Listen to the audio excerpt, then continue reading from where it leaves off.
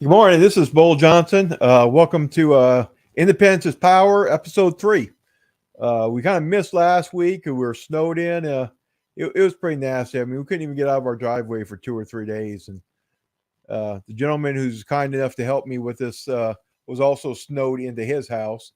So we had to postpone a little bit. Today, there's two topics we're going to discuss. We're going to discuss a little bit about redistricting in Minnesota, and we're going to touch a little bit on the conflict in Ukraine. Redistricting had a big influence on our race. What happened in redistricting in Minnesota, it's when the legislator can't figure it out, it goes to the courts to decide. So it's not a matter of gerrymandering or anything like that. It's just the court did what they figured was the best option. What that did is that removed Beltrami County from our district. Why is that important? Two reasons. One, Beltrami County is a little bit more liberal leaning. Probably most important is both Democrats running for this office were from Beltrami County. So now we have a race where we do not have a Democrat running.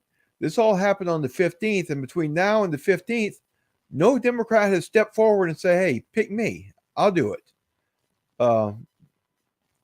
With the redistricting, this district probably got a little more conservative.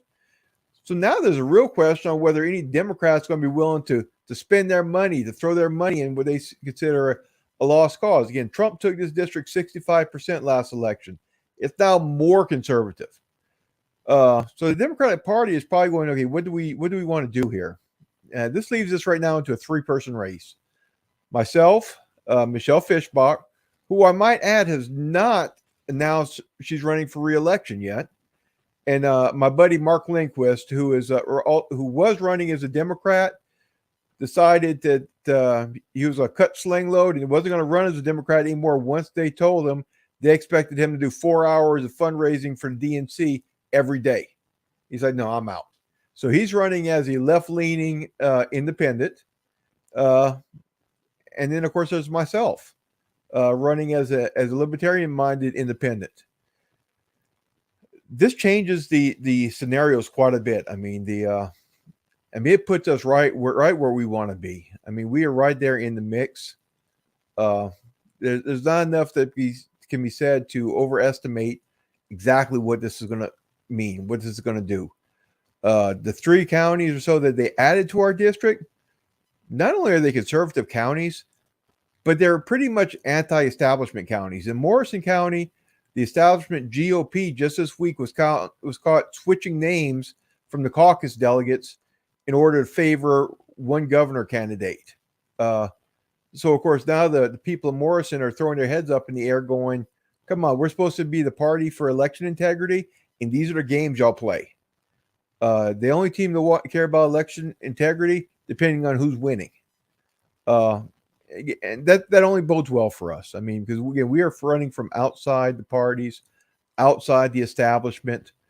So this is going to really do a boost for our campaign. Now I want to talk a little bit about Ukraine. I'm going to read something that I posted online yesterday. It's got a pretty good response, and just something I want to leave y'all to think about. I hope the American people are listening to what is happening in Ukraine, and we are learning from it. We are hearing stories like the 13 soldiers on Snake Island that told a Russian warship to F off when it demanded their surrender, knowing it was probably leading to their death, but they decided to live on their feet rather than live on their knees. Then there is a little old lady handing out sunflower seeds to Russian troops, telling them to put it in their pockets, so when they die on Ukrainian soil, the flowers will grow. There is former world boxing heavyweight champion and current Kiev mayor Vitaly Klitschko, who will be fighting on the front lines to defend his city like he did his boxing belt, which much higher stakes his life. These people all have something in common. They know what life was without liberty. They experienced the sweet taste of freedom and knew they could never give it up to go back to the system in which they once belonged. They're willing to die for it rather than lose it. As Americans who have never lived under that kind of system, we take freedom for granted to the point that some are willing to give up their freedoms a little at a time until they're all gone, all for the common good. I encourage all Americans to think about these people in Ukraine who are willing to fight the long odds and possibly die to remain free.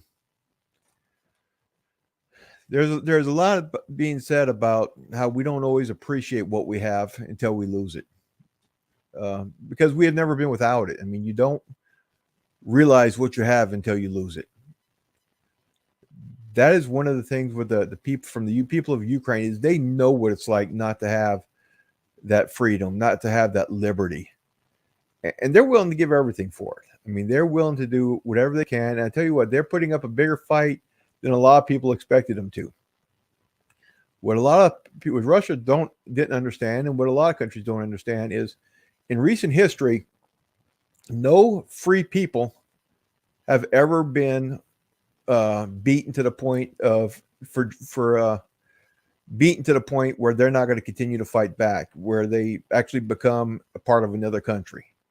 It doesn't happen. I mean, look, it didn't happen in Vietnam. It didn't happen in Iraq. It didn't happen in Afghanistan twice, both for us and the Russians. The local people fought back to the point of the superpowers or the bigger powers backing off and saying, okay, you know what, we can't control this. I mean, these are free people with their own free will. They won't be bent to our will.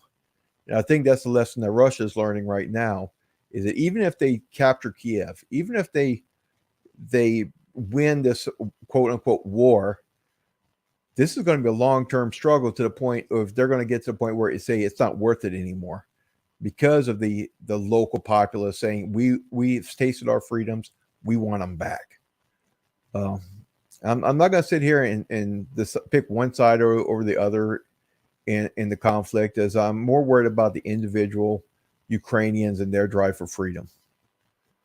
We all have a right of self-determination. That's kind of what the Libertarian Party is about, is we want our right to choose for ourselves what is best for us. And I see a lot of that in Ukrainian people. They want the right to decide what is best for them, what is best for their country. They don't want Russia doing it. So I say I'm not picking sides, but it's obvious where my heart lies. Is because it's one of the things that are dear to me, as far as the freedom to choose and freedom to make our own path.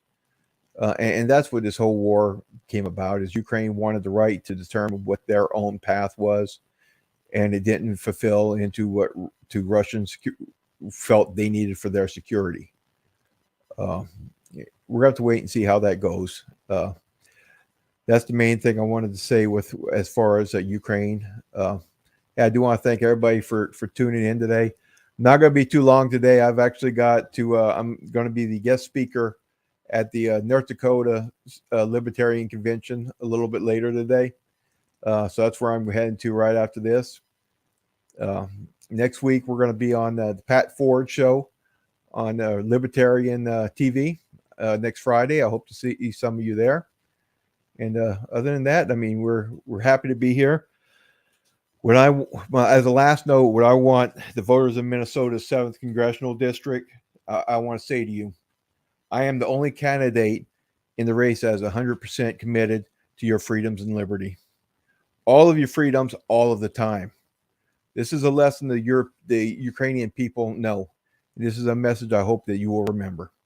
Thank you very much. This is Travis Bull Johnson, running for Congress in Minnesota's 7th District. Thank you.